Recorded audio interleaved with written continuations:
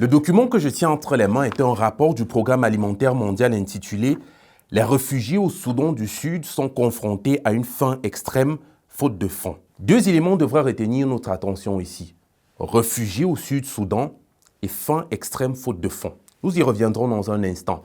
Mais avant, il faut que vous compreniez le contexte. Je vous explique. Ces 650 000 réfugiés au Soudan du Sud viennent du Soudan du Nord, chassés par une guerre qui dure bientôt plus d'une décennie et qui est chaque jour un peu plus meurtrière.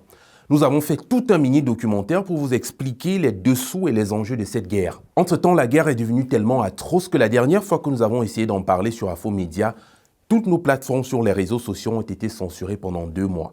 C'est pour vous dire à quel point c'est particulièrement brutal. Et c'est aussi un moyen pour moi de t'inviter à télécharger notre application Infomédia où tu peux consommer notre contenu non censuré gratuitement, y compris ce mini-documentaire que nous avons réalisé sur la guerre au Soudan et que tu ne trouveras nulle part ailleurs. L'appli est dispo gratuitement une fois de plus sur Android et iOS.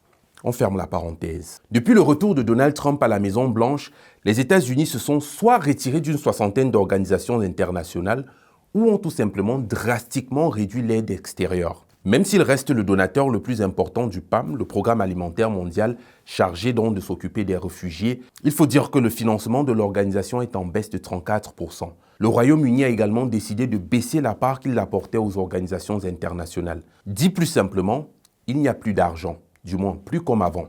Mais comment est-ce qu'une réduction de l'aide américaine et britannique vient avoir un impact dans une crise africaine? Cette question nous ramène au sempiternel problème de la dépendance africaine envers l'extérieur. Ici, il s'agit de la dépendance alimentaire de l'Afrique. Une situation totalement scandaleuse et incompréhensible où le continent avec le plus de terres arables et fertiles au monde a besoin de l'aide alimentaire extérieure pour pouvoir subvenir aux besoins élémentaires de ses propres réfugiés. Faute de quoi, on envisage déjà une hécatombe. Vous me demanderez, mais l'Union africaine n'a-t-elle pas un budget prévu à cet effet? Voici la réponse. Notre continent, comme notre planète, est de plus en plus gangréné par des conflits. Et qui dit conflit, dit déplacés et urgence humanitaire.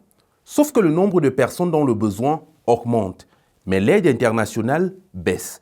Et non seulement elle baisse de plus en plus, mais dans le même temps, l'Afrique ne possède pas encore un filet humanitaire continental assez puissant pour prendre le relais. Au moment où je réalise cette vidéo, il faut à peu près, selon les rapports, 37 millions de dollars immédiatement pour l'aide aux réfugiés au Sud-Soudan seulement. L'Union africaine, pour le compte de cette année, a approuvé un budget de 11,5 millions de dollars à repartir entre 20 pays en crise. On est à des années-lumière du compte. C'est tout simplement insuffisant. Un père qui n'arrive pas à nourrir ses propres enfants et qui dépend du voisin, est-il souverain chez lui? Un continent qui dépend de l'Occident pour nourrir ses affamés en crise, est-il souverain?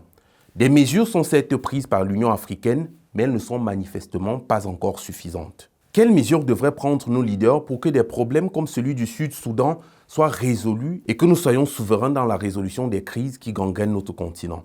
Parlons en commentaire, je suis Livingston Amand.